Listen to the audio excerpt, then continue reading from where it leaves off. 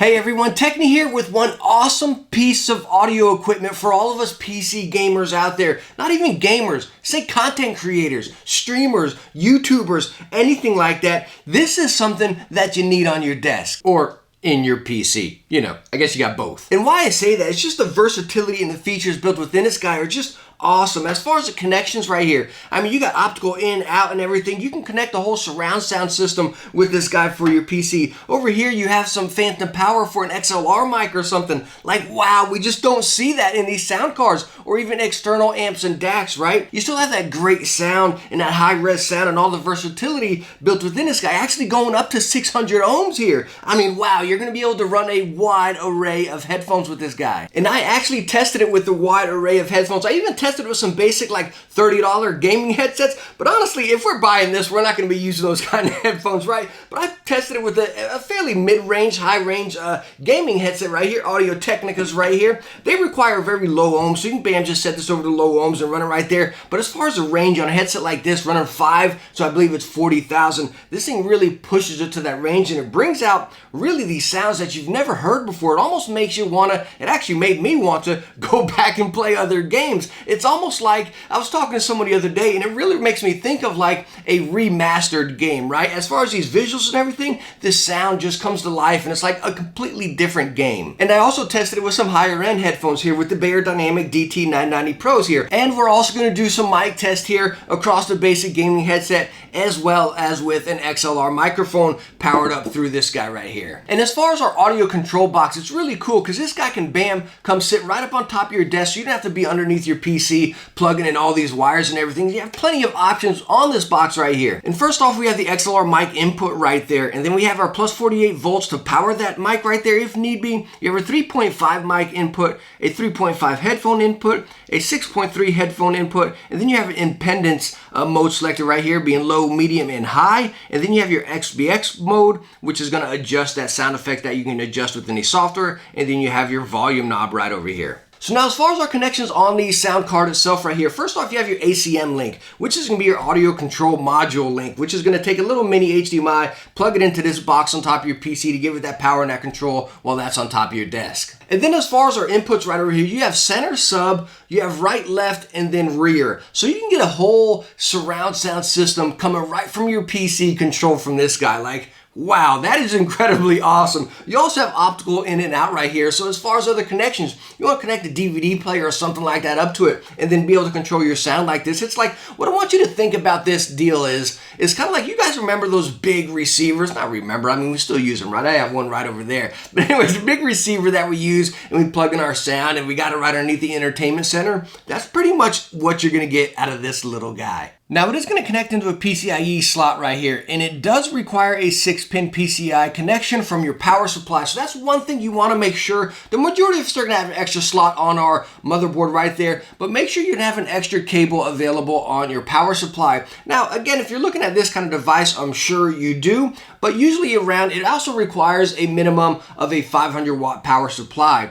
But again, if we're looking at this kind of device, the majority of us have something a little bit higher than that, right? I am actually using an 850 modular power supply, and usually if you're using a semi-modular or a modular, you're pretty much always gonna have an extra slot available right there, unless you got like some massive RGB craziness going on in there, but you're usually gonna have one. But the one thing to make sure is that you do have that extra cable right there, because it does not come with a 6-pin connector, so make sure you end up buying one before you order it if need be. All right, so let's go on over to the PC, install this guy, and we're gonna do some mic tests.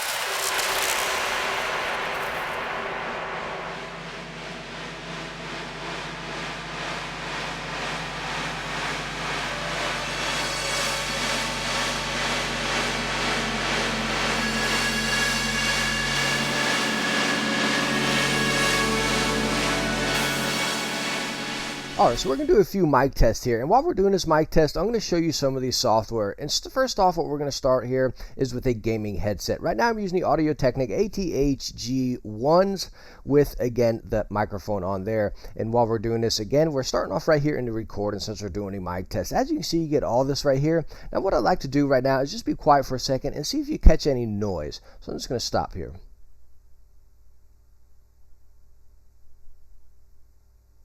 All right, so I'm not sure if you caught any noise right there. Again, I do have a ceiling fan running right now. I have a PC running with 6 fans in that thing, and then an AC unit outside of my room right here with a return vent right there as well. Now, the cool thing about it is you got mic boost right over here, which you can see I'm boosted now, so it's going to get a little bit louder, but and you'll catch a little bit more noise like that as well. But anyways, right down here, you get voice clarity and put noise reduction on. So now I'm going to be quiet right here. And you can see it reduces a lot of that noise. Now, it does make me sound a little bit more high-pitched, I guess I would say. But I don't know. I honestly like the sound of it with the noise reduction on. As you can see, I have the noise reduction on mid. We can turn it down a little bit if we desire. But it really takes out a lot of that noise right there, that static in the background. And I still think it sounds pretty stinking good. Very, very good, actually. And again, I'm coming right from a gaming headset right here. Now, talk about some of the software real quick. As you can see, again, while I'm still using this microphone right here, and we have noise reduction on, by the way. You have SPX profile, which is that button we saw on the front of the deck right there, and you can adjust all this stuff right in here, right? Your bass and all that stuff. Pick some different profiles in here. I mean, really cool. A lot of different options you can choose from right there. You get right down here, and you got equalizer. This is pretty cool. You can kind of get down here and just draw your own graph if you want right down here, and it'll actually set it. It's pretty cool. You get in there and get really creative and really kind of tweak it out. All right, you want a little bit more bass, a little bit more, a little less highs or whatnot. You can get in there and really drag it or just draw whatever you want right there. Pretty cool to have that. All right, so now I am using the XLR mic right here. It's actually the Behringer B1 microphone. I don't have it on a stand or anything. I just have it in my hand. So if you hear any bouncing or banging, that's just me shaking around here. But anyways, again, we're using the XLR powered microphone right now with let me get right down here to record and show you. We have no noise reduction on and no mic boost right here. I don't think mic boost is really necessary. Maybe if you got a room and you're trying to pick up everybody, then maybe you'd want to go with that. But again, even right now, I'm going to be quiet for 1 second here. All right, so again, I don't catch much noise. Again, I got a ceiling fan on. I got a PC running with 6 fans, AC unit with return vent right out my door, and it's actually raining really heavy outside. So, this mic quality is stinking phenomenal. Again, let me get back into the software while we're doing this mic test here. You have your playback, which is in here. You can set it to speakers and headphones, and as far as your surround sound and all that stuff. You have the scout mode, and this is one thing I wish, kind of like the G6 we recently reviewed, it had a scout mode button right on the control box right there, which I thought was really cool. So this one you can set your own shortcut. As you see, I got mine all control S to make it go on right there. Scout mode's pretty cool. It doesn't really enhance it to like a massive surround sound mode. It just brings out a lot of clarity and kind of boosts up those highs a whole lot. But the cool thing about it, it doesn't reduce your lows. You still have your really nice highs, and it's very crispy and very potent. It's very nice. It really is. But I honestly wish there was a quick shortcut button on the control box out there to activate scout mode right there. Come down here, you got encoder. You can do Dolby or DTS right there. No, neither of these turn it into some massive surround sound again, but they really just kind of put some life into your sound right there, and it's pretty nice. You can adjust that right down there as well, and then you have your basic mixer settings. So it's really cool. As far as the software, it's pretty easy. It looks like a lot. It really does. Again, you don't even got to mess with the equalizer right here. I really haven't dabbled with it much at all. I leave it just pretty much basic how it is.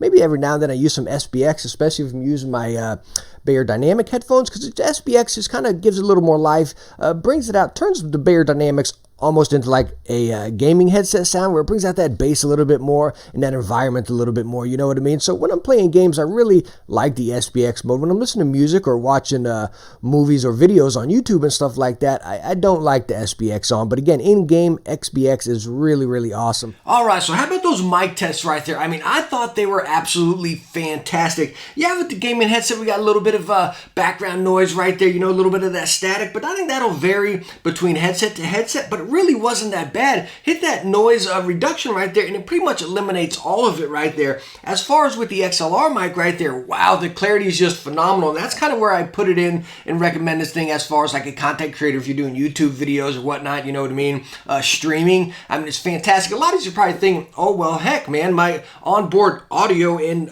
mic controls are just fine.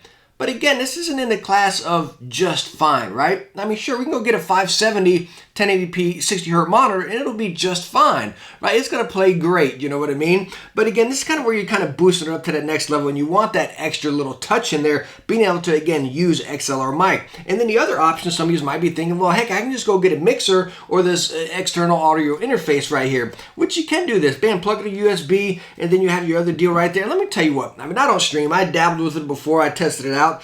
Just wasn't my thing, you know what I mean? But anyways, controlling like this deal through it, then your PC audio and everything, you got all these other knobs with all these other different things. It gets pretty confusing and just an absolute hassle, you know what I mean? It really just takes a whole lot. You got to control this and that and make sure this is balanced with that and everything, you know? It's so nice to have this one simple box right here with that one software, bam, set it, forget it, and just go on with your work. And again, talking to sound quality and the audio controls you get with this device is just phenomenal. Again, whether if you're using just like a mid-range, I don't know if I call this mid-range, I'd call this kind of a higher-end gaming headset right there, you know, or that higher-end, you know, studio quality headset right there. It's just amazing as far as the sound you can get with it and the versatility of options you can get. You know, usually with your basic onboard audio, again, it's probably just fine, you know what I mean? But that's not what we're settling for here, right? We want that next level up. And again, as I keep on stating, the sound with this, no matter what headset you're using, is a completely different world. I mean, I can sit here and talk about it all day, but until you try it, it'll just, again, it'll just blow you away as far as how loud it gets and the clarity of it. So all in all, my thoughts on the Sound Blaster AE-9 right here. I mean, wow, I think this thing is incredible. And again, as I stated in the beginning, I think we all should have these in our PC right here. Now, I know the one thing that's on your mind, which again, kind of crossed mine as well, and I read a lot about as well, is that price tag coming in at $329. Yeah, that's a lot of money, but you're spending your money on quality and versatility right here. So you're getting a really good value for your money. You're not just buying this one little piece right here. I mean, you have all this versatility with this package here, which makes it completely worth it. I mean, while I was testing this thing, again, talking about that price where, again, I read everywhere and everyone says, oh, hey, it's super expensive, it's this, that's, and don't get me wrong, yes, $300 is a lot of money. I'm not saying it's not, so don't catch me right there, right? But again, what I'm kind of talking about and wanting to get to here is we all focus on like our visuals a lot. Monitors, for example, right? I just recently spent $800 on a new monitor, right? Review coming soon on that one. But anyways, and then graphics cards, right? We're spending anywhere from, you know, $200 to $1,000 on graphics cards, right? But then we're over here asking, hey, what's the best $100 headset I can get? It's like, what? Really? Like, we got these fantastic visuals, you know, 1440p, 165 hertz, whatever it may be, right over here with this, like, you know, $2,000 setup between the graphics card and monitor, if not more, probably, you know what I mean? And then we're like, okay, hey, what's the cheapest headset I can get? Which is just crazy because, again, we got this fantastic over here, which goes a lot with our games, right? The visuals and everything. But that sound comes in big time, especially if you're a competitive player or even if you just want that immersive story game right there.